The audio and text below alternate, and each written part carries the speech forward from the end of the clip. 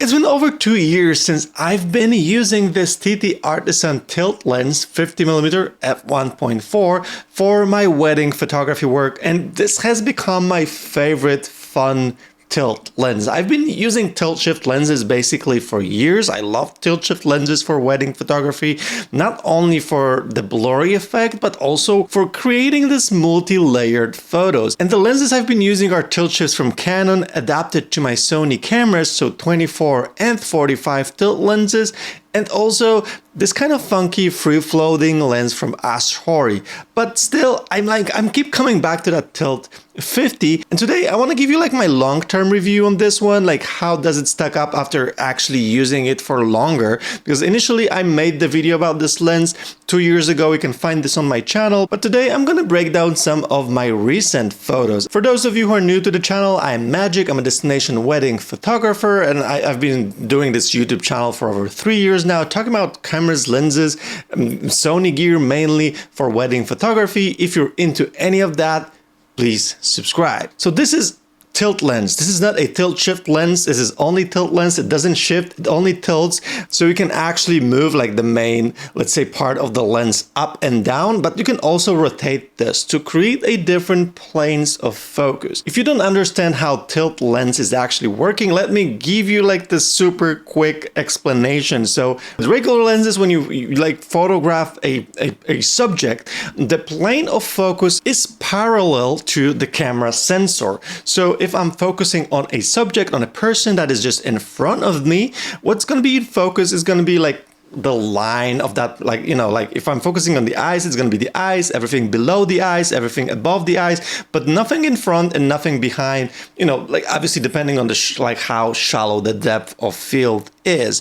The tilt lens allows you to tilt that plane of focus to create like interesting effect in terms of having different things in focus in the frame. So when you have like a normal lens, this is the plane of focus, right? So like how you move, like the plane of focus is going to be like this. So again, that's going to be line of the things that are in focus. With a tilt lens, when you move the head down, the plane of focus goes like this, all right? So it's now tilted, meaning the stuff in front of your subject but on the bottom of the frame are going to be in focus. Then, you know, the center stuff is going to be in focus. And then the things that are like in the back of the photo, farther away, but on the top of the frame are going to be in focus. Then when you tilt the head up, you're creating this kind of tilted plane of focus. Like, it's very hard to actually imagine this, so why don't I just jump straight into the examples, into the photo samples, and show you my favorite ways of using this type of lens. So this photo is actually one of my favorite recent photos shot with a 50 tilt lens, the most perfect example on how to use that plane of focus being tilted to your advantage. So like from this shot, you can actually see some behind the scenes. I was particularly looking for a location that will give you multiple layers that I can use to create this like interesting look of the photo. So like the both like a soft look, so a lot of soft elements in that photo, but also to showcase the beauty of that location, as you can see. So like it was overcast day, as you can see, so there was not much light. So I needed to play more with like a composition and framing of that picture. So here, as you can see, what I actually did is I shifted my lens all the way down, and this way my plane of focus went like this, okay?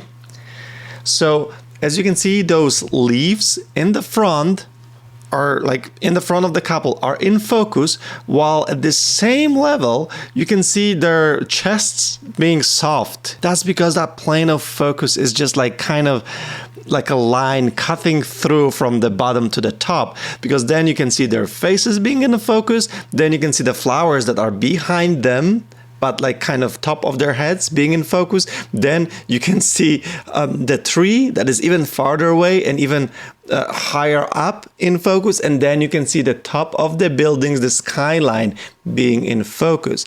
And this is something you cannot achieve like with any other lens, with any other method. You just need to use a tilt lens. Let me show you a few more examples from this shoot. This one was slightly harder to shoot for, like I wanted to have like her, like part of her being in focus and like him, but I also like I was aiming to get some sort of like part of the bridge in focus. But this is actually not so easy to achieve, because you not only are tilting the head of the lens, but you also have to move your camera, like tilt your camera up and down to kind of control that plane of focus. Most of these photos I've shot actually at f2.8.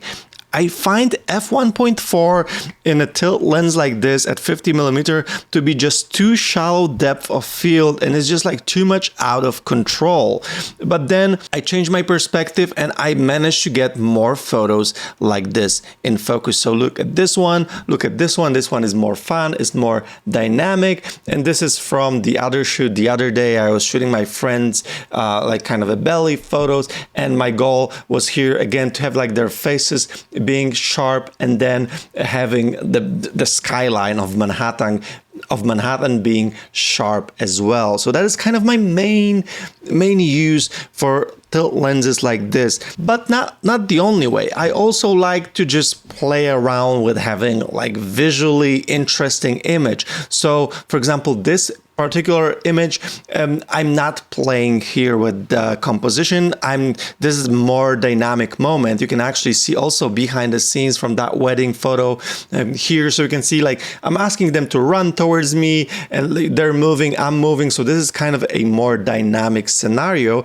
And now my lens is not only tilted, but also I use the rotation of the lens to create this kind of line of focus going from the top left to the bottom right. So it's kind of going like this. And by the way, all of these photos are edited by Magic Cadabra preset that I have just updated 2 weeks ago with a brand new editing masterclass. So you can learn everything I know about editing, about Lightroom, like in the video course that has over 3 hours of lessons. Check it out, the link is in the description. Here's also one more example that I'm again not playing with the plane of focus. I'm just playing with blurring the top of the photo. So they wanted this photo in front of the Costco, and I knew that if I'm going to use a tilt lens, I'm going to kind of blur that Costco, but you can still see the name.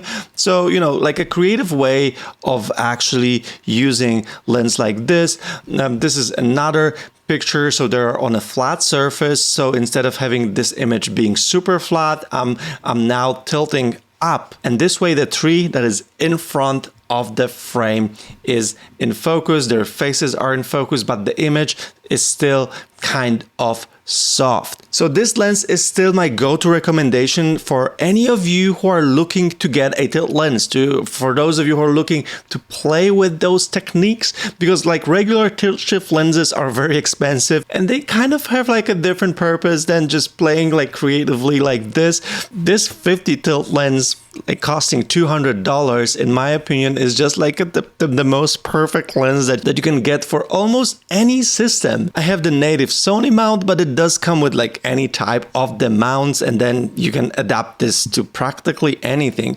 My recommendation though, if you already have that lens, or if you want to learn using lens like this, start with the higher f-stop. Don't shoot it wide open. The wide open is going to be very hard for you. It's going to be very soft. You're going to like the lines of things that are in focus are going to be very, very tiny. So I would recommend doing f2.8, maybe f4. And because this is a metal build, this lens is just built like a tank. I had no problems with it whatsoever, like using it for the last 2 years. The colors are not the best, like the contrast and colors are maybe not the best out there.